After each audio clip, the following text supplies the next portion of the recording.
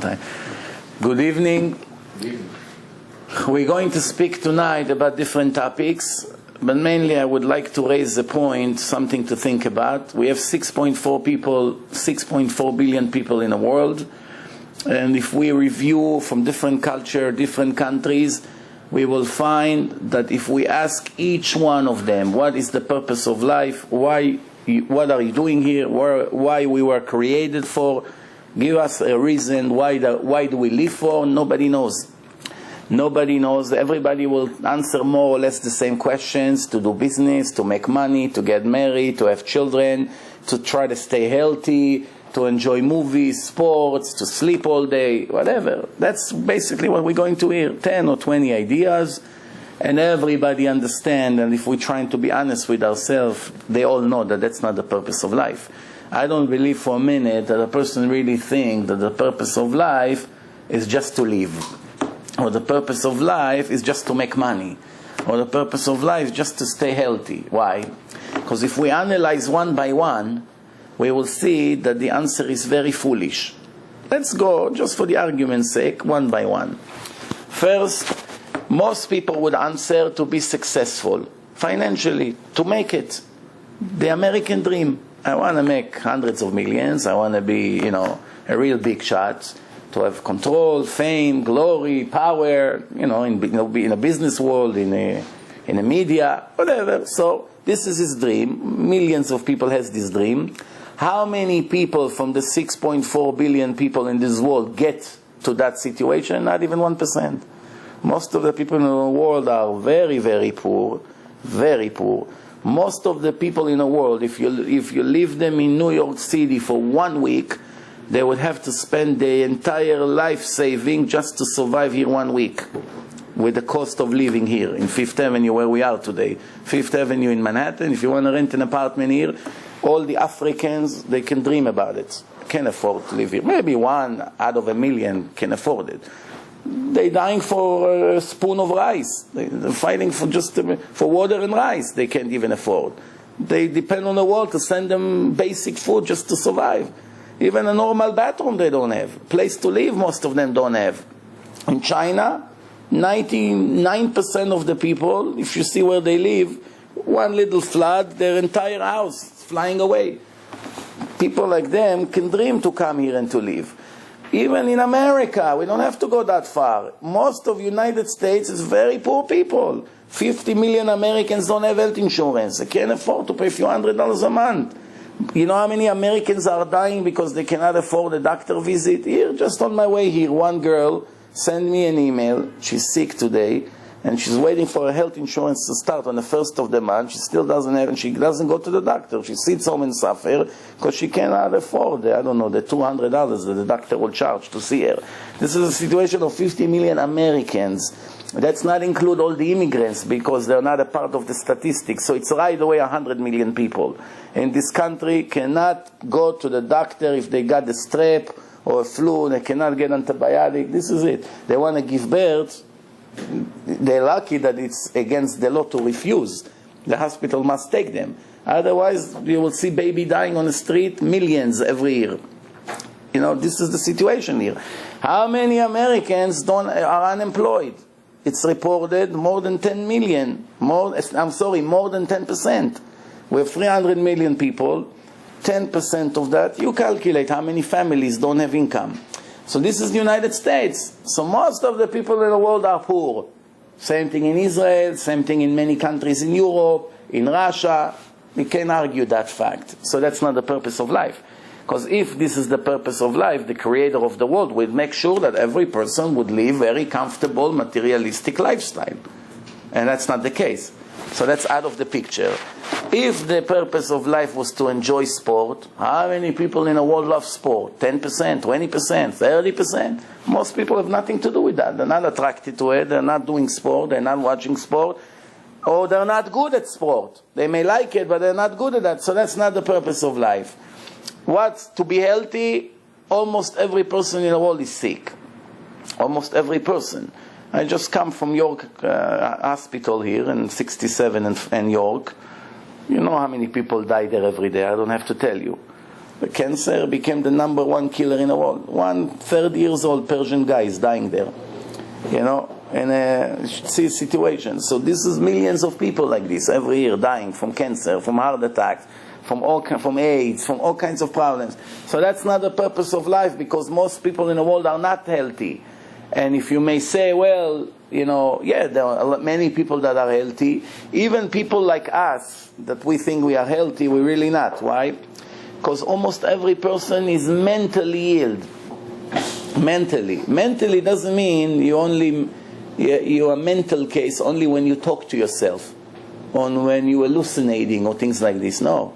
To be mental means to live under stress, to have anxiety attacks, to have fear, not to function, to have all kinds of problems, concentration problems, eating disorder. You know how many problems people have? So basically almost everyone is sick, almost everyone. So that's not the purpose of life. To get married, hundreds of millions of people never get married.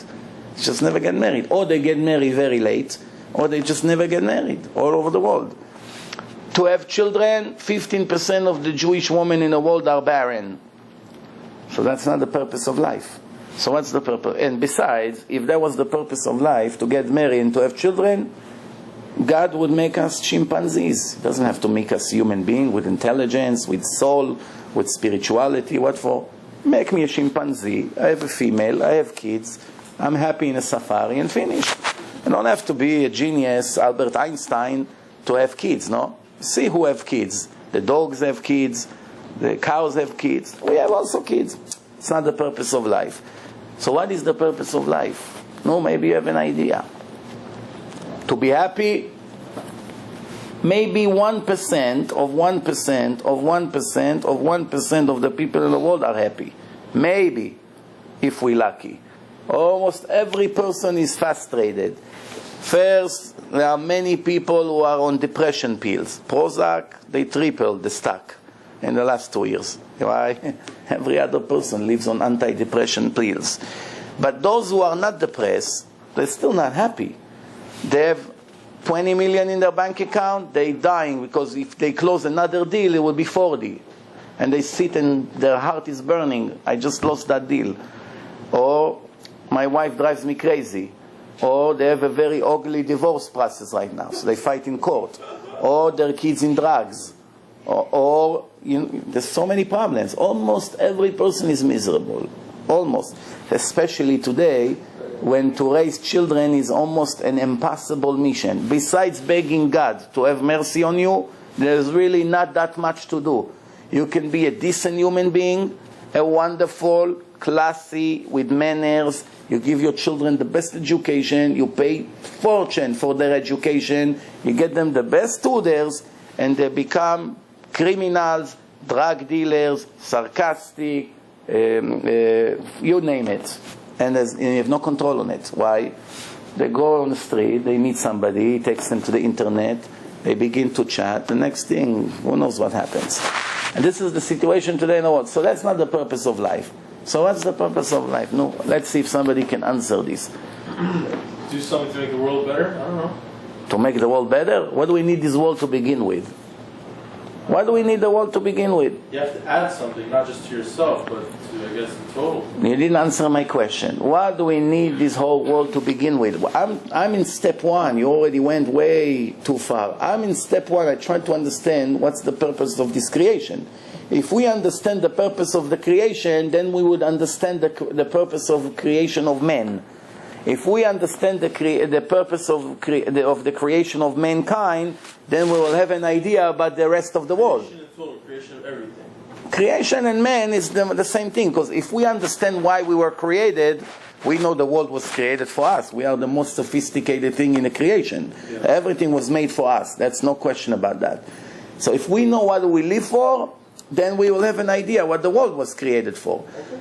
If we know what the world was created for, then also it will give us an idea, not 100%, but it will give us an idea what are we doing here. Yes? Well, your whole argument right now is the reason why all those things that you just said aren't the purpose of living is because not everybody does it. Right. So based on your argument, what's the purpose of living? Everybody breathes. So is that what you're trying to say? That something that everybody does. No. I didn't say that. I just trying to make a point. If the creator of the world had a purpose in his creation, first of all, let me ask you this: did you ever find a creation without a purpose anywhere, anytime? Ever you saw a table had a purpose, right? This microphone has a purpose. This cup has a purpose. This bag has a purpose. Everything has a purpose. Nobody ever made something just for fun. Why did you make it? I don't know, I was bored. What's the point? Chair has a purpose, the rug has a purpose, the phone has everything has a purpose. So now, since the world was created for a design purpose, and us, we are the center of this world. So if we were created for a purpose, that means that all the creation, the entire universe with all of us, should have had the right to fulfill the purpose of the creation. If it's not in our hand, you see, it's not in my hand to be healthy or not. I can do my best, and God forbid, you know how many people get cancer and they do everything they can. It's not in their hand. Or some people born with defects. So right away it shows you that cannot be the purpose of a creation, because the Creator wouldn't defeat His purpose. Doesn't make sense. Even a person knows it. Obviously, the brilliant Creator knows it better than us. That if I have a purpose, I'm not going against my purpose. So I exclude all these scenarios, all these cases, for one very simple reason. If that was His goal, why did He do it against His goal? Therefore, it's not the goal. You got it? So now, if you have any other idea, no, I want to hear. Don't feel bad that you don't have any idea, because I asked this question for the last 15 years by thousands of people, and I'm still looking for one that knows the answer. I'm still looking for that one. I just want to bring it to your attention that people can live here 70, 80 years with so much agony and stress and competition and fighting and all this. And in the end, they died and they did not touch their purpose. Nothing whatsoever. No achievement, no direction, no nothing. They came here, for instance, zero, and they left zero. Or even worse than what they came. Right? Yes. Well, why are we assuming that there's an objective answer to this? Maybe the purpose of life is subjective, so that it's whatever you want it to be. I see what you said, but common sense. Use common sense. Do you think? Everybody has different desires that I don't think You live up to your own. You live up to your own standards that you set for yourself. Yeah, but I think it's something unified. It's something that everybody has a desire for. It's something that is the one common element in every human being. You could be in Africa, you could be in New York City. What is this common element? Common element, I believe, from my own experience and thought, and over the years, that was a big question to me. I think it's more on a spiritual level. It's something deep in human nature, and it's a deep desire to connect to a higher purpose, and that's your. You're in the right direction, but we can. In a way, connecting your soul to the divine. Okay. And I don't think that throughout history anybody was ever able to make it concrete, but it's something at that level. Based on what both of you said, especially you, I want to ask you in that case, if it's not objective, it's subjective, tell me please why the Creator would make one person with great life and the other one with horrible life. One was born in Africa, all his life starving, and the other one born in a mansion, and he has servants who give him the food, and he has unlimited amount of money, and he never has to worry, and he has girls, and nice friends. So where is the justice in that case? Everyone has their own set of challenges that they have to face in their life. But we don't know the purpose. If we don't know the purpose, in that case, everything is not just. There's no justice. If we don't know the purpose, that means the Creator made a world, and somehow one person enjoy and one person suffer, and most of the people suffer. So what? Test. I think the people in a mansion suffer a lot in a different way too. You're starting to go into the right direction. Excuse me, I didn't hear you. So I think the people living in a mansion with servants and everything, they have a different type of suffering. Exactly. And then the people, in a way, the simpler life I agree. can be. I agree, but everybody would rather to get that suffering than the suffering that they have in Africa. Of course, of course. Even though I agree with you 100% that these wealthy, rich people have their own suffering. I've There's seen no question very about this. happy people who Yeah. live in poverty, and it always amazes me, and I feel so embarrassed Right. that sometimes I'm upset living in Manhattan with all Right. of the luxuries Right. that I have. You know? Yeah. So it makes you Yeah. realize. You're touching a very, very deep point, and I will soon talk about it a little bit. But so far, do you see what's going on here? Nobody really knows. Nobody really knows. Now, let's analyze one more point, and then I'm going to start going into one direction. Is it possible that the Creator made the world without telling the people why He created them for? Does it make sense? Because we see today, everyone who makes something gives a manual with that, with instructions, what to do, how to do. Because if you make a VCR or a DVD player or anything without a manual, the person who got it would not be able to use 1% of the features. You see, somebody lazy like me that never reads the instruction, sometimes 2 years later I find out that my device had everything I was dying to have. And I have it in my hand for 2 years and I never knew. Like a recorder, like a calculator. I didn't even know my phone has all these features. What I know is I'm answering and sending emails. That's all I know. All of a sudden I find out it has an alarm, and I was in hotel, and I have a flight to catch at 6 in the morning, and I'm dying. Where will I get an alarm? And I have it in my hand. So not reading the manual, being an ignorant, you are paying a tremendous price. You know, all right? So is it possible that the Creator never gave us a manual? That's the question. He didn't tell us. He didn't tell the first man, why did I make you? Teach your children what do you live for? Probably not. Common sense says that if He put us here, He had the obligation to tell us why He put us here. Otherwise, what's the whole point? You put me here and I don't know what I live for? So what do I live for? So in that case, why not to be a murderer? Why not to be a thief? Why not to be obnoxious and arrogant? Why not? Why? Just because some people think it's bad? In that case, there's no truth. Everybody is entitled to think. Hitler, it's no problem. Arafat, it's no problem. Someone who hates blacks, it's no problem. Someone who hates Jews, it's no problem. Everything, it's no problem. Everyone has the right to think whatever they want. It's all fine. It's all kosher. Because we don't know the purpose. We don't have instruction. Nobody ever told us what's allowed, what's not allowed. Therefore, in Hebrew we say, Ish hayashar be'enav yaseh. You do whatever you feel like.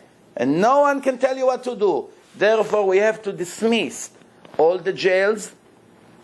They should be out of the law. No police also. Not have police. It's not fair. It's no privacy. Who are you to tell me what to do? I want to kill this person. Leave me alone. Can you prove to me that I'm wrong?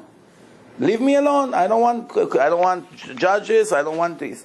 Therefore, 100%. Also, the doctors will have the right to treat whoever they like. If they don't like this person, they don't like the color of his skin, no problem. I don't want to take care of him. You're not going to tell me what to do. I want him to die. Nobody will be able to do anything. But obviously, we see that society has more or less the same common sense. Even though we have some crazy countries that over there they have no human rights, but more or less, you see, most of the world agree that people deserve X amount of rights, and this is common sense, right? Every country has courts. Every country has police. Every country, the doctors must take care of everyone, regardless who he is, regardless the color of his skin. So you see, it's very interesting. Even countries that hated the Jews very much, until the Nazis really crossed the red line already, that even when the Jew came to the doctor, like in Russia or in Poland, when they're very big anti-Semites, they still treated them. There was some kind of laws. So in that case, please tell me, the last chance before I continue, do you have an idea what are we living for? You said something, which I'm going to speak about soon, but do you have an idea? Can we reach without the Torah, without Judaism? Can we reach the truth by ourselves? What do you think? Yeah. I actually believe that not only do we not know, I think that we can't know. And I believe that the reason for that is that the most important thing is how you live your life. And I think that if you know what the meaning of your life is, you won't, it kind of goes back to what I said before about how I think it's a little bit of a test. You can't ever pass the test if you know what the result is supposed to be, because then you're only living your life based on what someone already told you you're supposed to do. If you don't know, then you're just, if you're the person that decides, okay, I'm going to kill someone, well, that's an indicator of the kind of person that you are. If the point of the test is to be a good person, then you obviously failed. You say a few things that completely contradict each other, and let me explain to you why. Since we don't know the truth, and we don't know what's right and what's wrong, therefore, you just give an example. If you want to kill somebody, just show what kind of person you are. According to your opinion, it may be wrong, and according to his opinion, it could be very right. So then, since we don't know who is right, you or him, we don't know if to kill somebody is bad. Maybe not to kill him is bad. Exactly. Okay. So therefore, we didn't reach anything. We stayed with zero. We don't have any knowledge. Now, as far as the test, knowing where you have to get, what is your goal, doesn't mean you don't have a test. The opposite, that's the test. You say by knowing where, if somebody tell you where I have to get to, that means you don't have a test. I say the opposite. You do have a test. If I tell you you have to be at work every day at 7, if I see for 1 month you come at 7 and not late, I'm going to double your salary. That's your test. You know what your goal now. You have to be every day at 7 o'clock in the office. You come 7:30, you will lose your raise. That's it. So that's a very good point. That's the purpose. The purpose is to make you come early, and the reward is to double your salary. Everything is clear. Nobody has complaints. But so far, we have, I don't know the right word in English. In Hebrew, we say andrelamusia. Andrelamusia means an anarchy. That's the right word. Complete mess. Nobody knows nothing. Nobody knows. Nobody knows. I give you an example. In this week, United States is rocking and shaking for the healthcare reform. The healthcare. 219 against 212, which means it's tie. Right?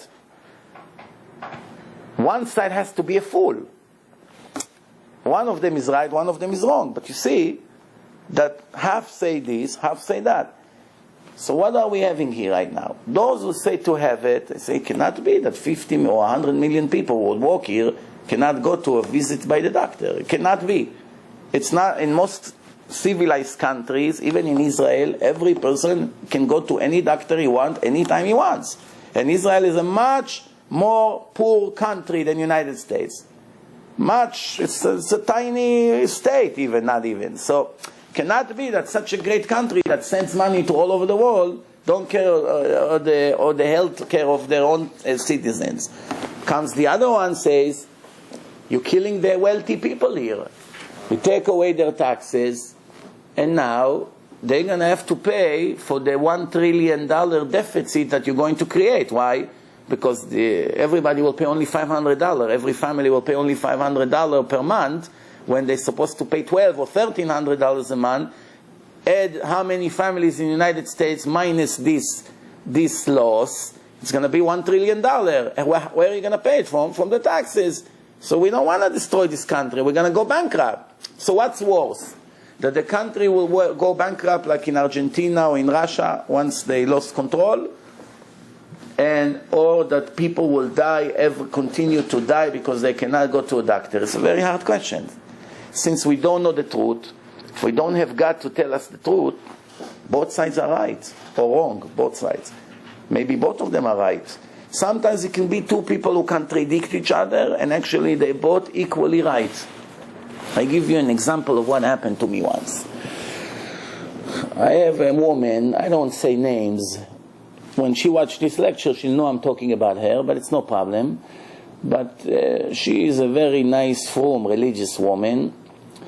And she arranged for me a lecture once, and, became really friendly. And once in a while she called, she asked me questions about opinions, what to do, how to do. One day she calls me up 2 or 3 months ago.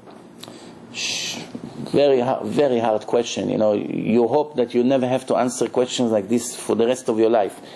She said that she has a sister, that her sister is in her 40s. She's a mother to children. She has a family, and she got cancer. And the cancer is all in the hip, in the area of the hip, where the leg connect to the upper part of the body. One doctor told her that they have to chop off the leg, to cut the leg with a part of the back, because if you don't cut it, then the cancer spread to the rest of the body. In months she can be dead. The other doctor said, no, we have to try to treat it with chemo. The risk is that if the chemo won't work, she'll be dead. Then there's not going to be a point anymore to chop the leg. So she's calling me to ask me what should she do. Should she tell her sister to go with this doctor, tell to chop the leg off, or she should decide to take a risk on her life and take the chemo. No, what would you answer in a question like this? Let's see your common sense. Chemo. You have one world expert says this, one world expert say this. What would you say? Better to lose one leg and be on a wheelchair for the rest of your life, but to live almost guaranteed, or to try to get a chemo and maybe in 3-4 months you'll be a normal person and you walk and or you'll be dead. One of the two. No, what do you think? I say call you. I say chemo. Huh? I say chemo. You say chemo? For sure. You're a gambler usually? I'm a gambler. Yeah, he's a gambler. It's easy to gamble on other people's life. He knows. I can't. No, what do you say? I can't confidently choose either side.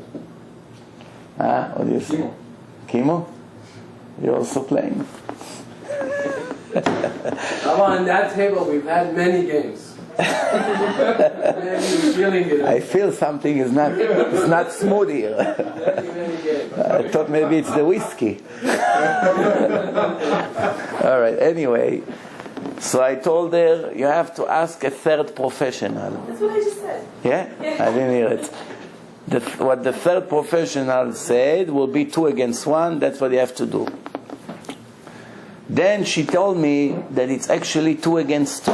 It's not against 1 against 1. It's 2 say that, 2 say that. Ask one more.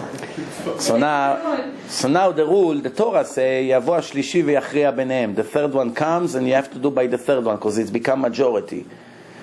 Over here it's 2 against 2, which means when the third one joined the argument, there was already a majority. The fourth one is irrelevant.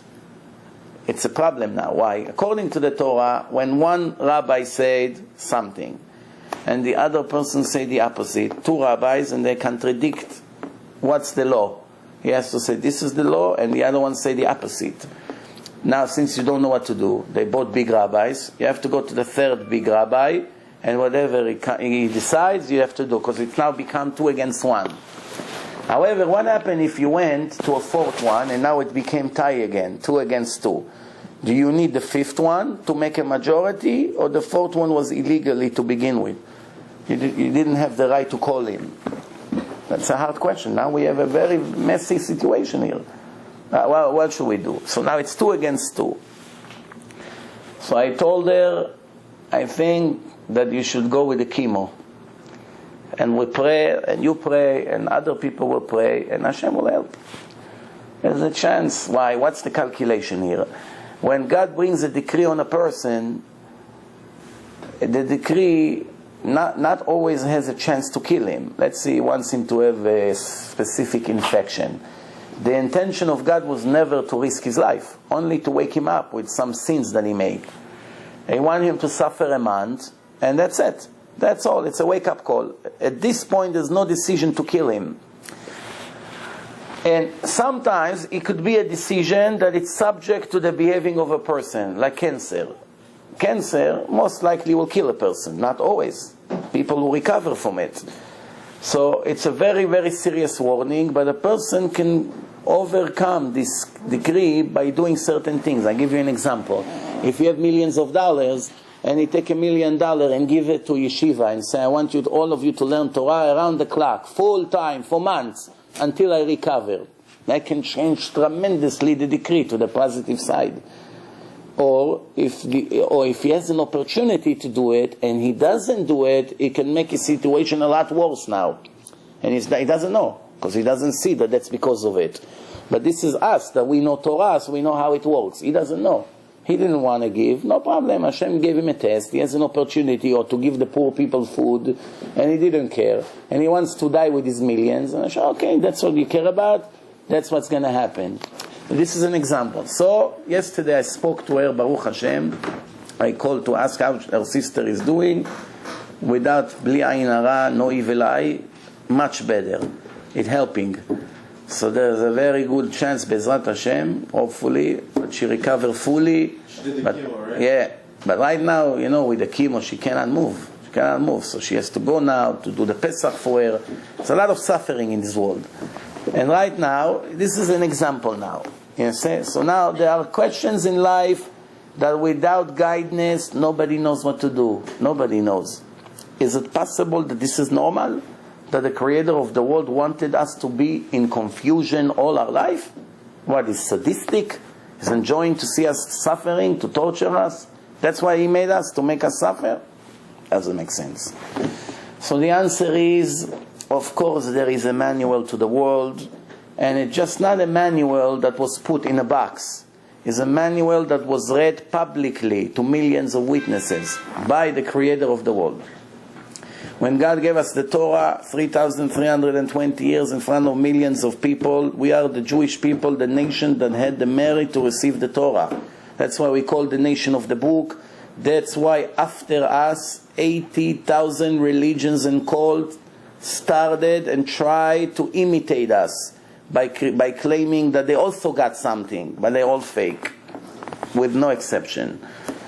It takes 5 minutes to prove Christianity is nonsense. It takes 5 minutes to prove that Quran is nonsense. If you have doubts, just go into my website. I show the mistakes there, you see. You don't have to be a genius to see right away that for sure there's not even 1% chance that God gave such foolish books. Impossible. Why? Even a first grade Jewish boy from yeshiva would write a better fake. And it's not an exaggeration. I'm not being sarcastic. Take a good, smart Jewish kid from first grade, tell him, make me a fake book. Part 2 of the Torah, fake one. He wouldn't make so many mistakes and contradictions. For instance, no Jewish boy in first grade, what's first grade? 9 years old? 7 years old? 7 years old. No 7 years old boy would mix Haman and Pharaoh that they lived in the same time. Because they all know that Pharaoh was in the time of Egypt 3,300 years ago, and Haman was in the time of Persia 2,400 years ago, 900 years later. So they can never see each other. Every Jewish little boy knows it. But in the Quran it says that they had a meeting, and they're planning now what to do. So it can never be. It's a mistake that ignorant person wrote. Not God. God doesn't make such foolish mistakes. Or every Jewish boy in first grade know that the cave of Abraham, Isaac, and Jacob, where they buried, is in the city of Hebron. Yeah. Everybody knows it. I don't find one Jew, the dumbest Jew in the world knows it. Everybody knows it. How does it say in the New Testament that it's in the city of Nablus, Shechem? Because the fool who wrote it didn't know geography. He made a mistake. He wrote a different city. And because of that, it helps people who are searching for the truth to see right away this is not a divine book. Now, if there was 1 or 2 mistakes, there was still words to argue. Because the rest is perfect. 1 or 2 mistakes. Let's try to explain. Maybe the printer made a mistake. Maybe they made a mistake when they copy. Let's try to find excuses. Once it's become hundreds of mistakes, constantly, every page, another 5, another 3, another 5, another 10. If you are interested, I'll send you an email. It can be even tonight. If you give me your card, your email, each one of you, when I go home, I'll send you an email, a comic book. A comic book. Somebody that is very knowledgeable in Quran, in Islam, made a comic book about all the nonsense that they have over there. If you read it, 1 month you wouldn't be able to stop laughing. I'm not challenging the miracles. I'm not challenging that JC fed 500 people with 1 piece of bread. No, that's not that's not a scientific argument. No, because miracles can happen. Miracles can happen. We're not arguing. We're not debating miracles. We're not debating anything like that. We're debating facts, scientific facts. For instance, if you come and say that you are the Son of God, you have to have divine abilities, right? If God came into you and now you're running the world and you're going to be the Messiah, the Savior of the world, the minimum we should expect from you is to be able to save yourself. Couldn't even save yourself from the Roman soldiers. He's begging for his life. Couldn't save himself. How can he save the world? That's question number 1. Question number 2 is, if you are divine, when you're hungry, first of all, how come you're hungry if you're divine? That's one question. No, let's pass that question. If you're hungry, the New Testament describes a story that he walked with his student one day and they're looking for something to eat. And then he said, I see a tree very far, there's a tree. Let's go to that tree to see if the tree has fruits. If you're God, you need to go all the way miles to the tree to see if the tree has fruit, but you don't know if the tree has fruit. What kind of God you are? How can I follow you? You don't know even such a simple thing? No? Alright, so he goes all the way to the tree. It's a fig tree. It's not the season of figs. So there's no figs. So you see, he got disappointed. There's no fruit on a tree. So what's his reaction? He cursed the tree. I'm cursing you that you should never ever have fruits ever again. What's going on here? If you are a messenger of God and God runs the world with you, God decided that it's not going to be fruit. It's not the season. Why are you cursing the tree? Tree, it's not a human being that have a free choice to have fruit or not. It's a robot. It creates every season no fruit. What's the point of cursing the poor tree? What's going on here? There's one mistake after the other when you wonder to yourself, how can it be that intelligent people with ties and suits that work for the best companies in Wall Street or in some places go and sit in a church and listening to all these things and not one of them raising a question and say, what's going on here? It doesn't make sense. It cannot be divine. Well, it happens. I'm not saying it doesn't. Some of them eventually open up their eyes and they see, what am I wasting my time on? Unfortunately, this is the minority. The majority follow everything like robots. Whatever they feed them, they eat. They don't ask questions. We have a say, when the fish are all dead, let's see if there's poisoning in the ocean and millions of fish are all dead. The waves bring the fish to the beach. So you see thousands of fish coming with one wave, all of them towards the beach. How do you know which fish is dead and which fish is alive? All the fish who comes together towards the beach, they're all dead. If you see one is swimming against the flow, oh, he's alive.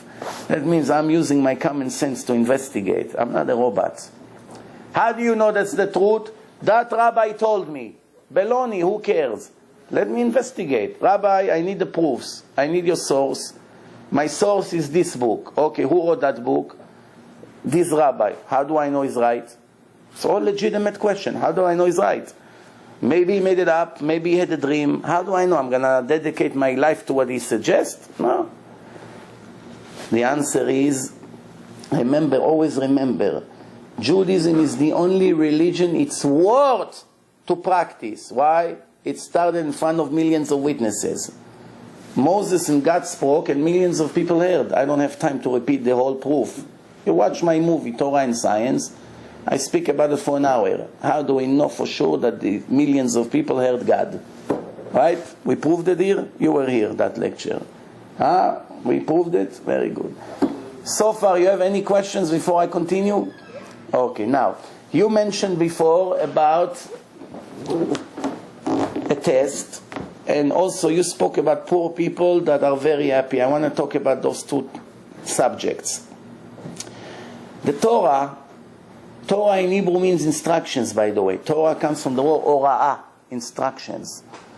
Torah that tell us basically what needs to get done in this creation. First, it tells us right in the beginning of the Torah how the world was created. We would never be able to know how the world was created because we were not here to testify. It was created before we were created. So there's no way for us ever to know unless if somebody told us how the world was created. Now, who is the only one who can tell us how the world was created? The one who created it. Nobody else can know. Nobody else can, because everybody else is a creation. Creation cannot testify how the Creator made me. You got the point or no? Okay. So now, we have a book, the beginning, first chapter of Genesis. First chapter, description of how the world was created. Now we know how the world was created. 6 days, and the 7th day was the Sabbath. Comes the Creator and say, I made it holy. It's a holy day. What does it mean, holy? We will never know what holy is. What does it mean, regular, simple, materialism? And what does it mean, spiritual, holy? Holy means separate from all the ordinary things. Special. That's what it means, holy. And he comes to the Jewish people in later time in history and he says, since I chose you to be my children, I want you to do what I did. What does it mean? I created the world in 6 days. In the 7th day I rested. And that's going to be a covenant between me and the Jewish nation for eternity. The covenant between me and the Jewish nation for eternity, which means since in the 7th day I did not create anything, Jews are not allowed to create anything on the 7th day. That's a part of one of the major tests that we have in life. The Torah repeats in tens of different places that the purpose of the creation, as you said before, not knowing that it's in the Torah, you aim to the right purpose. It's only one reason. God is testing us, and the test has, in the end, either a reward or a punishment. That's the purpose of the creation. He created us here. Every second of our life is a test. When we died, we get a mark. 60, 70, 80, 30, 20, 0, negative. Depends who we are, what we are. You have achievements. One day we died, and what's going to happen in the end? We're going to see how much we achieved. Question number one, why God needed that? Before he created that world, he was alone in his world. What did he need? Earth, stars, moon, people here, tests, you should kill, you should not kill, you should steal, you should not steal, get married, raise children, learn Torah. Why did he need all this? Wouldn't it be better for him just to be alone? Why he put us here? Second, finally, when we hear, why punishments? Reward, I understand. You want to reward me? Fine. So if I do good, give me reward. If I do bad, ignore me. Why punishment? There's a lot of hard questions. Let's answer some of these questions. First of all, the source of all good is interested to share from his greatness to others. What happened when there is no others? You create others. What for? To receive the good. When the ones that were created receiving the good, then the good that you have has a meaning. If there's nobody to receive it, what do you need the good for? If there's nobody to give it to, right? If you have $100 million and you don't have kids, what do you need this for? What? To buy another suit, and another one, and another one? You enjoy to help your kids, to get them married, to buy them houses, to put them in business, to pay for their studies. You feel that your money brought you something, right? Everybody understands that. What's the proof that I'm right? People who don't have kids, if they could make the wife become pregnant, if it will cost them $50 million, that's what they're going to pay for one kid. They would rather have their own kid than adopt somebody else. So if for instance, a doctor would say to a barren woman that she's already 44 years old, and she doesn't have that much chance to have kids, he would tell her, guarantee, I'll give you this liquid, you drink it, in 1 year from now you have a boy. Guarantee. Let's assume that it was possible. But I want $50 million for it. And she has 54 million. That's their total worth. You think she would give 50 million for that kid or no? 99% would give. Of course. People are going crazy for kids. You know what the treatment, they fly overseas, they come again, frustration, years, until they become, they go out of their mind just to have a kid. And who knows, maybe this kid will be a drug addict. Maybe you regret the moment he was born, God forbid. Like we see in too many occasions, unfortunately. But just to have a kid, they're willing to give everything. So, it's very interesting. So the source of all good, which is the Creator, is interested to share from His greatness to others. So He created us. In that case, what do we need a test? Just creates me and give me all the good. That's what you wanted, no? Nobody can enjoy from the good unless if he earned it with his own effort. The spiritual nature. Okay, I have to go one step reverse. Pay attention. God is a one huge divine energy. We don't know 100% what divine means. I know because I learned for many years. But you right now maybe don't know exactly what divine means. It's a divine energy. It's a spiritual thing. It's not subject to anything material. It doesn't depend on time. It doesn't connect to time. None of these things. So now from this moment on, since God was always here, and He's always going to be here, He is not subject to past, present, and future. And not only that, okay, not only that is no materialistic traits. From that, He put a spark of Himself into Adam's body. When He created Adam, the first human being, what does it mean, the soul? The soul, it's not a creation. It wasn't another creation like the body is, no. The soul, it's actual integral part from God Himself. Therefore, you can never modify God, because He's the most perfect thing can ever be. So you cannot change Him in any way. So what we have, the soul, the divine soul that the person has, this is actually a spark from God Himself. That's why the soul can never die. The soul have no limitation. All the limitations is the body. It's the material, because it's temporary. But the soul, it's endless. Once the soul exits the body, people that have out-of-body experience, clinical death, and they come back to life after a few minutes, when they're out of the body, they have no limitation. They can see for as long as they want. They can see in space. They can see in the upper worlds, and at the same time to see everything in a hospital. They can be in two different places overseas at the same time. They have no limitation. They can see their previous life.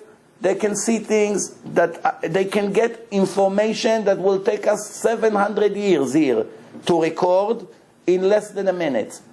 There's no limitation to the soul. The soul is only limited once it's in the body, because that's the way God designed the world.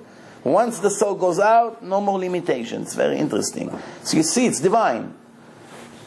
So now the question is, since God put a part of Himself in us, and then it started to split to more pieces, so the more kids were born and more people were born. So there are many souls, but they're all connected. They all came from one large soul, which is Adam. So it's like a puzzle. You have a picture and you have a special cutter, and you cut the puzzle to, 200,000 pieces. They're all connected. If you take one out of the picture lost their value. You have holes in a picture. It has to be all connected. This is the entire creation. All right. So far we're progressing now. Still we have some problems here. So He put a soul in a body, and God traits His, I don't want to say personality, because personality comes from the word person, and it's material. But His character, His traits, His shame, that He has shame. Shame, embarrassment, respect, generosity, all the good traits. A good trait is that when someone gives you something, you're embarrassed. You're shy to receive. You feel that you have to give in return something. You want to be grateful. That's good. That shows you're a good person.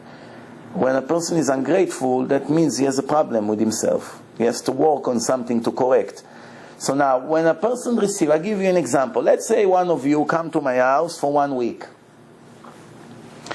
And I say, here is a credit card, here is a car, here is the car key, here is a cell phone, here is your room, here is your private maid. Anything you want, you just write to us what you want for lunch, for dinner, whatever you want, we do for you.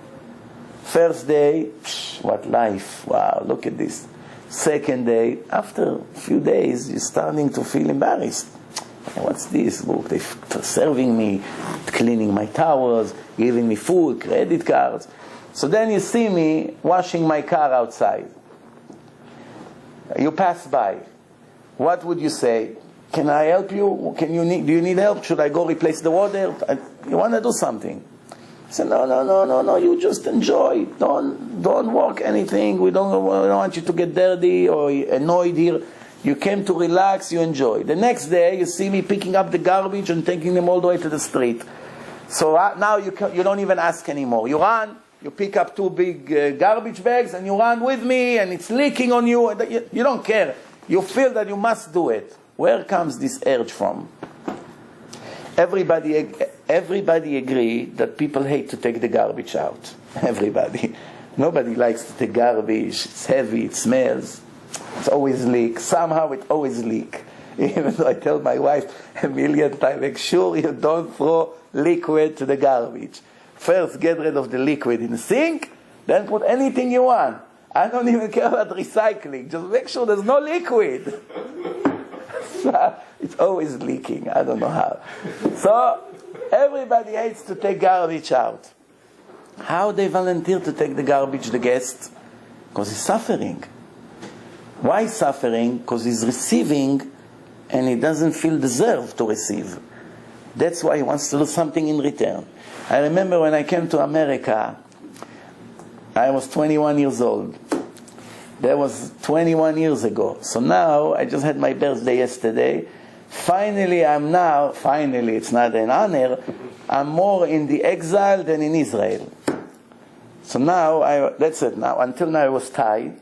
Now every day here, I'm more in the exile than when I was in Israel, unfortunately. So I'm here more than when I was in Israel. Okay, so when I came here, it was 1989.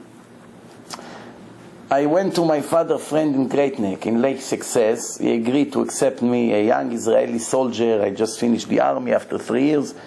Why the Israeli comes to America? Mainly to find a job, to make money, because the economy in Israel, especially in those days, were a disaster. It was a disaster. There's no jobs. You look in the newspaper for months, you cannot find anything.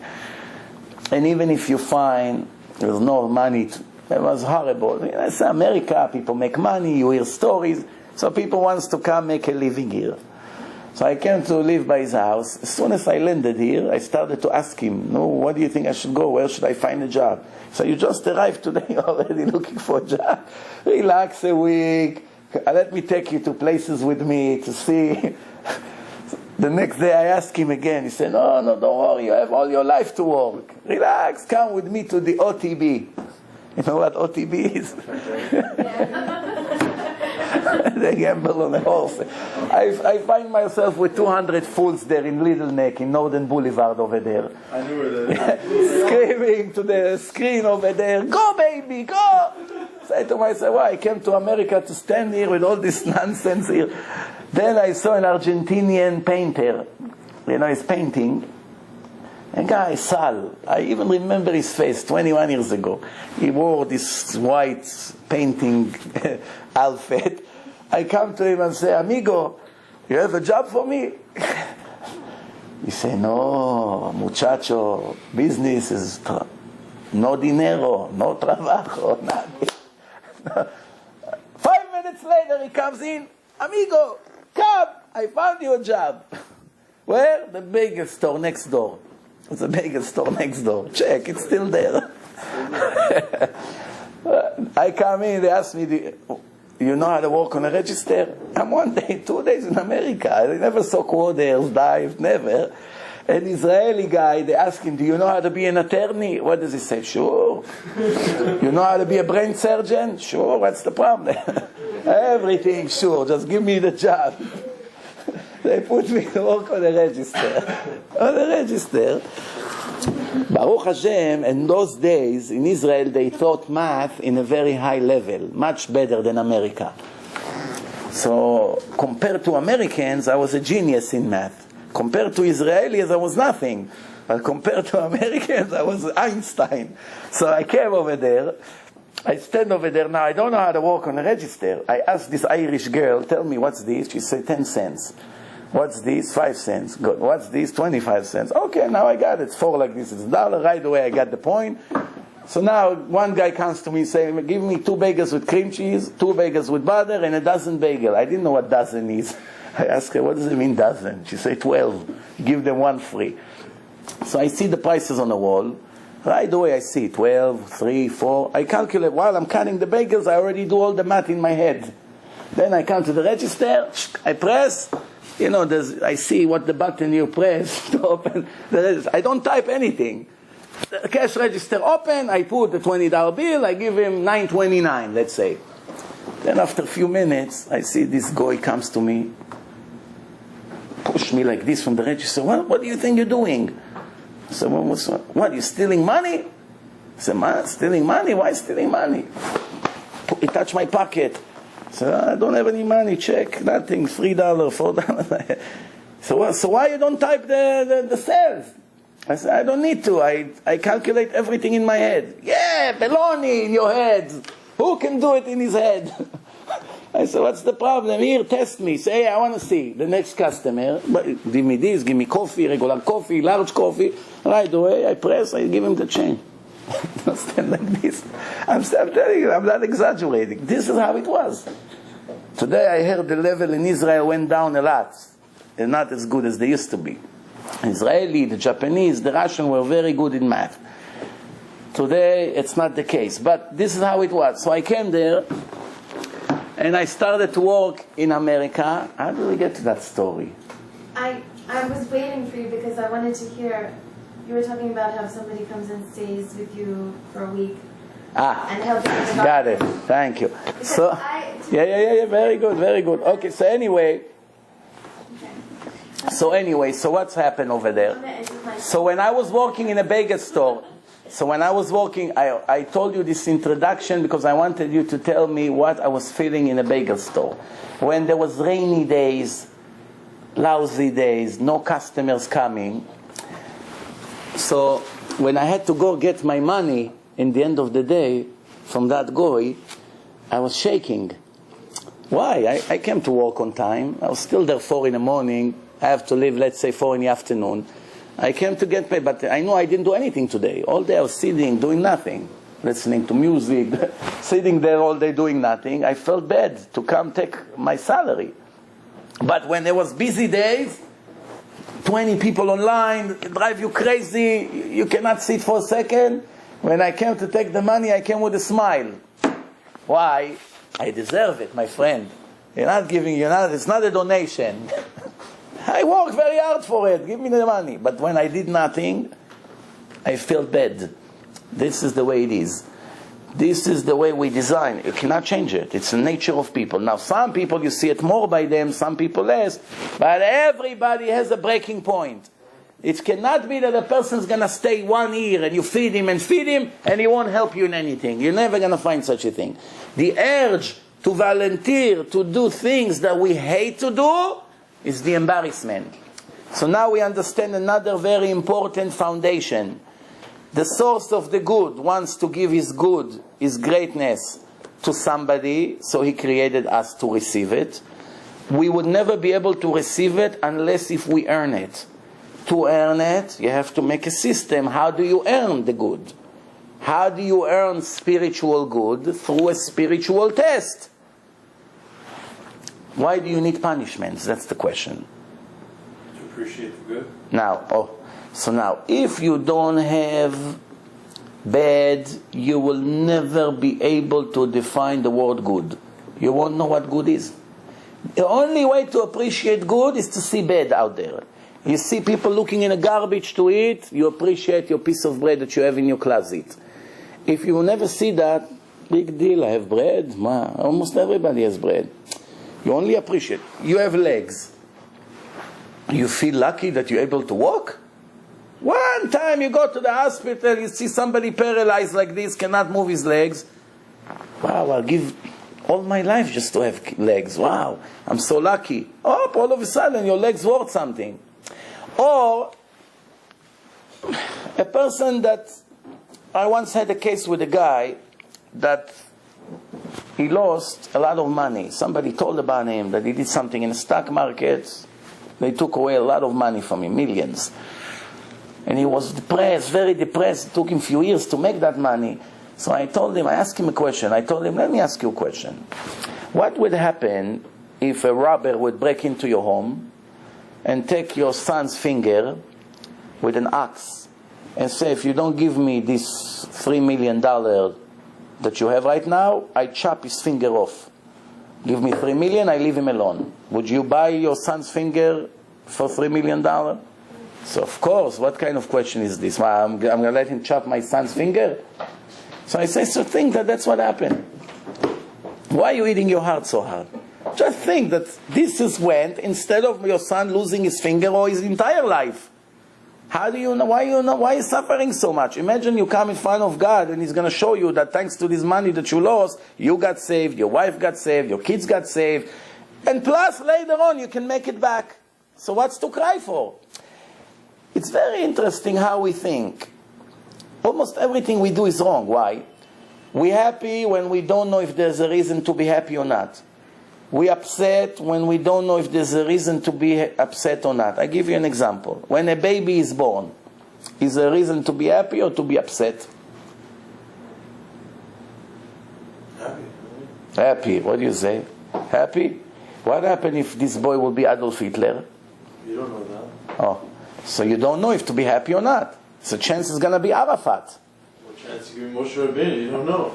That's the point that I'm making. Thank you very much for backing me up. Right now we have a question mark. A little smiley kid moving his hands.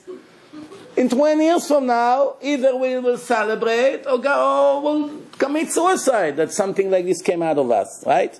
So we don't know if too happy, but everyone is happy. It's very interesting. When people lose money, everyone is upset.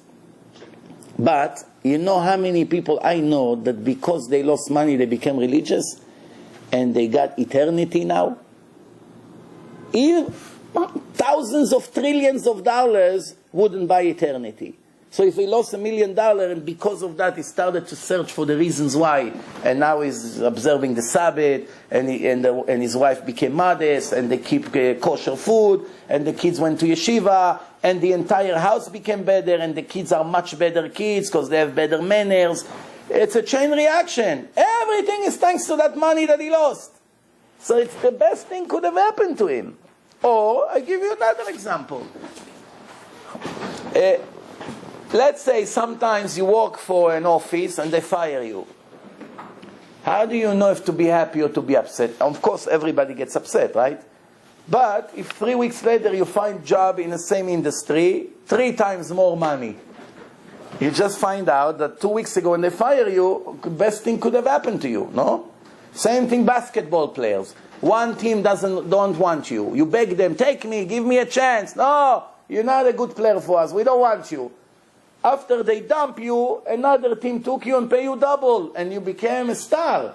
If you stay in that team, it would be nothing. You don't know. People always happy for the same thing, they are always upset for the same thing. But in reality, we don't ever know when to be happy and when to be upset. That's where the faith comes. That's what faith is all about. That comes God in the Torah and say, everything that happens to you, it's good. Everything. Whether you have a kid that is born, whether you have a kid that is died, lo alenu, is 100% good. But let's try to understand how can it be. How can a kid that died can be good? How? After a person waited 10 years for have kids, finally had a kid, and 3 days later he died in bed. How can it be good? Come on, Rabbi, you're only telling it to me to make me happy, to make me feel good. I don't buy it. I just don't buy it. So he said, can you prove to me that it's really good, such a thing? Can you prove such a thing? So the answer is, the Torah says. I can prove that the Torah is divine. I can prove that God gave the Torah. Then I don't have to prove anything else. Whatever the Torah says is divine. It doesn't need a proof. You don't have to prove every word of the Torah. You just have to prove that the Torah can never be written by a human being. That's it. Only by God. Once you prove that the creator of the world, he's the one who gave the Torah, everything else is acceptable with no doubts, no questions, no challenge, no arguments. Nothing whatsoever. This is the idea. And that's what I specialize in. That's what I do. I bring scientific proof one after the other, hundreds in seminars, in my website. Nobody can challenge. And here, Arash can testify. I have a lecture in my website with the state controller of New York, Alan Havesi, which is a very smart person. He asks a lot of questions, and then we sat 3 hours together one-on-one. And in the end, he said, no questions anymore, no doubts whatsoever. The Torah is 100% divine. And I have 2 witnesses for it. 100% divine. No arguments. No arguments. So the point that I'm saying here is that God says that everything is good. Now I still have to understand how can a baby that died can be good. So the answer is like this. There was a story 250 years ago. There was a huge genius rabbi. His name was the Gaon Vilna, from the city of Vilna, very, very famous in Judaism. He had a student that had a baby like this, and the baby died right away. After 2 or 3 days that he was born, he died. And the student was very upset. He waited for years finally to have a kid, and all of a sudden the kid died. So the rabbi comes to him and say, come, I'll explain to you why this kid died. He say, this kid is a reincarnation, the soul is a reincarnation of a convert, a goy, that converted to Judaism in his previous life. He dies, he had a trial once he died, and the verdict was that God will reincarnate him in a new body of a baby that is about to be born for only 2 or 3 days, whatever it was. That's it. And then he takes him out, the soul, and puts the soul in heaven for good. No hell, no reincarnations, no correction, no nothing. It's done. No more tests. Now it's time to cash on your rewards. We wish to get there already. That is done. Why he needs to be reincarnated for 2 days? Because when he was created in his previous life, he was created with a non-Jewish mother. And the Torah says that once God gave the Torah to the Jews, up to that day, the world was 2,400 years old. 2,400 years old. Only after 2,400 years approximately, the Torah was given. So the Jews and the non-Jews were all equal spiritually. They only had 7 laws to keep. That's it. Comes God in the Torah, in the time that He gave us the Torah, and He gave the Jews 613 laws to keep. We jump from 7 to 613, for good and for bad. More mitzvot, more commandments, more reward. But more punishments also, if you don't do. Depend what your free choice tell you to do. So now, the day that we received the Torah, God told us, I'm making you holy. The rest of the Gentiles, up to now, you were like them. None of you were holy. Now I make the Jewish nation my children, and therefore you are special, you holy. Holy and not holy, pure and not pure, can never get married. That's where the restriction comes from. I will not allow it. That's why Jews cannot marry non-Jews. No matter what you want to do. But she's a great person, and she is. She can be a righteous Gentile. She can be the richest one in the world. She's crazy about Jews. She saved 1 million Jews in the Holocaust. God loves her as a Gentile. She's not allowed to marry a Jew. She's not allowed. It's a sin for her, and of course for him. She may not even know that it's a sin for her. I have goyim ask me that Jews wants to be with them, to date with them, and to live together, but they love God, these goyim. And they ask me if it's also a sin for them. It's an embarrassment for the Jews that the goyim that don't have Torah, they come and ask, do you think God will be upset at me that I'm going to date this Jewish guy? This is a question that I was asked a few days ago from someone, from a girl. You got the point here? So, therefore, Jews cannot mix with any other nation. Can never mix with any other nation. So, because this convert was created not Jewish, but he made such a perfect conversion, or he kept all the laws, he became 100% righteous. Only one stain he had in his record. What? You were born not Jew. And that wasn't in your hand. So I'm giving you a reward. Even this stain I will remove for your file. I'll reincarnate you in a new baby. You die right away. And you're perfect. And you go to heaven and you're done. So now, the father that is crying... So the concept that he's born again as a Jew. Yeah, because he's born now to a Jewish mother. But then the mother has to go through the 9 months of pregnancy and... Yeah. So now here's... She can have some kind of past life... Yeah, so now, why this couple... Very good. So why this couple? Of course it's not coincidence. Everything has been supervised. Why this couple got an autistic kid? Why not that couple? Why they? It's connected. It's all from previous lives. It's such a complicated world. Only the supervisor knows how to merge things together. We have no idea what's going on here. That's why it's called faith. Emunah. Faith, confidence in God. This is one of the foundation of Judaism and religion in general. In every religion. If you don't have faith, what's the point of religion? By the way, they made a survey 2 weeks ago. I recorded the article. They checked people with religion and people without religion. We're finishing in 5 minutes. And maybe if you have questions, I allow some questions more. But they made a survey. They asked people with religion, regardless, Jews, Muslims, Christians, people who believe in God and people who don't believe in God, which means people rely on God to help them with the problems, and people who are independent. Who has more depressions, statistically? Hard to believe. The people that have faith, their percentage of depressed by them is nothing compared to the percentage of non-religious people, regardless of religion, just the concept of believing in God. What about all the religious fanatics who do a lot to hurt people, good people? They're very religious. You see, the word religious is a very confusing word, religious. Yeah. Let me explain to you why.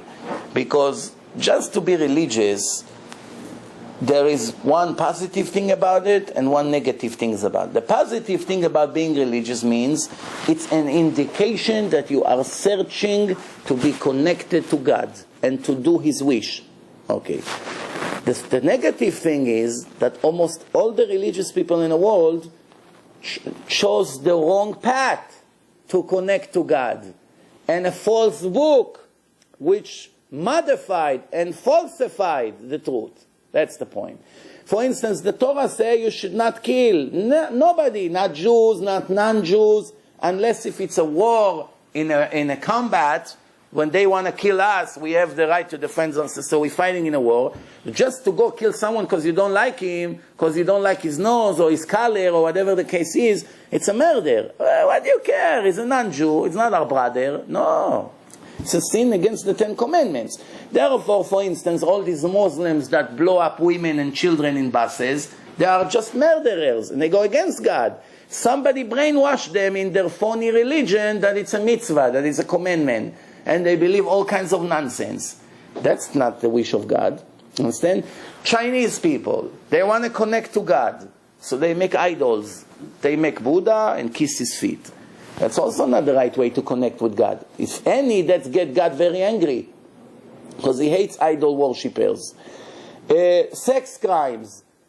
People who don't know the right way to connect to God, the right way, Therefore, they make so many sins, not knowing what punishments they are subject to, because they never learned, they never searched for the truth. Comparing Judaism to all the other religions is like comparing a person to monkeys. It's nothing to compare. It may look from the outside the same, with hands and fingers and everything and a head, but when you begin to check carefully, that's a monkey and that's a person. It's nothing to compare. In Judaism, you never find mistakes. Never find mistakes. You never find. You don't find that it says that the Twin Towers fell in the city of Brooklyn. You don't find, because if you find, there would not be Judaism. There would not be. But in Christianity, the cave of Abraham is in Nablus. And nobody stands in a church and says, "Excuse me, Father, how can we follow it? It's not from God. Why don't you just say the truth? It's not from God." Finished. We have a problem. I don't know, for me it's strange, because, if somebody searches for the truth, how do you want to, in Hebrew we say to grind water. This is an expression, litchon mayim. What does it mean to grind water? You grind metal, you have dust. You grind potato, you have potato, mashed potato. You grind, anything you grind, you get something. You grind water, you get water. All your life. There's no achievement here. Yes, you want to follow the truth, it has to be the truth, that's it. So, answering what I said before, the mother that raised that boy, like you say, 9-month pregnancy, and then she breastfeeding him and he dies 2 days later, she kills herself, she's depressed. If she only knew that she had the merit, she was chosen from millions of other mothers in the world, to have the soul of a righteous convert that God loves so much, that she was an assistant to correct his soul. And thanks to her efforts, this convert now finished his test for eternity. That's it. And he's going. And she was chosen to be the one. She would be dancing, not crying. Same thing the father. Not believing enough in God made them sit and cry. That's the point here. If somebody knows what the Torah says, everything is good, everything is good means everything is good. Everything is good. Now I will give one last example and we finish. If a person had an open heart surgery and is 6 months in a hospital and in the meantime his business went bankrupt, the rabbi comes and say, "Hey, it's the best thing could have happened to you." So, "Rabbi, what, you're cursing me? You're laughing at me? I'm collapsed. I'm financially broke. I cannot get out of bed. My chest, look at the scar that I have. You're telling me it's the best thing that happened to me?" So the answer is, if he wouldn't get an open heart surgery, he would be dead. What's better? To live with a scar after a surgery, but to live or to die? Everybody understands. To get saved. Nobody wants to die. Okay, so the fact that he had the surgery, it saved his life. Without the surgery, he would be dead. Okay. But then he has a point. He said, wait a minute. It would be better to live without the surgery. Yeah, of course. The choice if to be dead or to be alive with the surgery, of course, is to be alive with the surgery. But there's something even better, to be alive without the surgery. So it could have been better. Why are you telling me it's the best thing that can happen to me? So this is the answer. Up to a certain point, you didn't need a surgery because you didn't sin enough. Once you got to a point that your sin overwhelmed, there were so many sins, there were two choices, to kill you or to give you one final warning, full of suffering. This surgery came as a result of your lifestyle. Now you are paying the price. Punishing you and giving you this test and making you lose your business and start from zero after 6 months, that's nothing compared to killing you and sending you to hell. If you would really compare one to the other, you see that you got very lucky. But you brought the surgery on yourself. After you did what you did, that's the best thing could have happened to you, because that's the only way to correct. But it would be better off not to sin and not to need a surgery. You got the point? The point is, if the law says that if somebody steals, he has to pay double, somebody steal, and now when he got caught, he said, okay, don't put me in jail. Okay, how much I stole? 1,000? Here is 2,000. Leave me alone. And he gets upset. We're better off not to steal. But you don't have to pay 2,000. Now when you got caught, it's too late already. Now you have to pay 2,000. You stole it. That's what the Torah said. That's the correction for the 1,000 you stole. So you are upset. Oh, I just lost $1,000. What do you mean? That's the correction for the sin you made a year ago, and you stole 1,000. If you wouldn't steal the 1,000, you wouldn't have to pay 2,000. Now when you got caught, my friend, it's too late. Now you have to pay. Of course, next time return the 1,000 on your own. You won't get caught. You won't have to lose 2,000. That's what life is all about. I gave an example in a lecture that free choice is like the GPS. When your GPS tell you get off exit 33 and you missed it, everything is changing now. Your entire eternity is changing. Now all the routes is changing, and there's traffic over here, and you're stuck over here, and you have to make a U-turn, and the other side is full of traffic, and you come late to your meeting, and the person already left, and because of that you lost $1 million, and because of that you had to sell your house, and your wife left you, and now you don't... Ooh, such a chain reaction from one little transaction.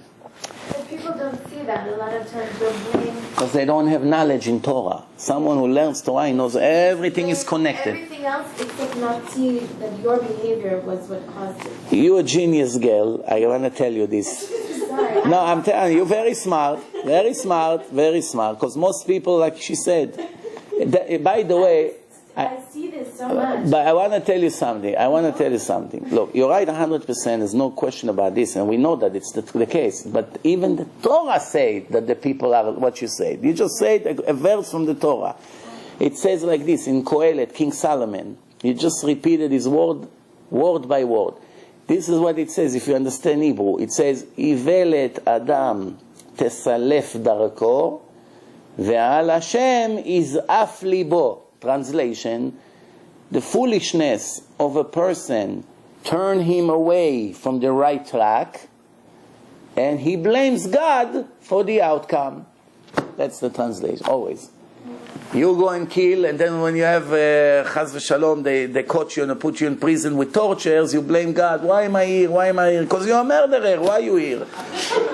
Why am I suffering so much? Because you're not observing the Sabbath. Then we have all these problems. Keep the Sabbath, you have less problem. Stop stealing, you have less problem. Be a better father, you have less problem. Be a faithful husband, you have less problem.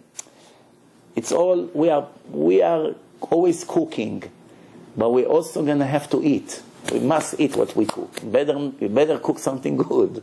If you cook something poison, you got to eat it. Remember, you don't keep the Sabbath today. You go shopping, you're smiling, you drive your nice BMW to the mall, you're making yourself coffee, smoking cigarette, everything fine, talking on the phone. If you only read the Torah, for every little transaction, what punishments you are subject to, believe me, you wouldn't smoke and enjoy the coffee. The ignorance make you bury yourself deeper and deeper by the minute. So the solution is only one, and we'll finish with this. The solution is only one, to become educated in Torah. It's the only salvation. You don't do that, no chance to succeed. You don't learn medicine, you'll never be a doctor. You want to be a doctor without learning? Come on. You got to know how to operate, how to do something. Advil, medicine, infection, how it works, bacteria. You don't know what you want to be. Very nice that you want to be a doctor. And let's say somebody accepted you. They believed you're already a doctor. How many people you're going to kill until you learn to be a doctor? You understand? Ignorance has a very heavy price. Thank you very much again. Chag Sameach. We have Pesach coming. And we will see each other after Pesach, Bezrat Hashem. Very good. Thank you.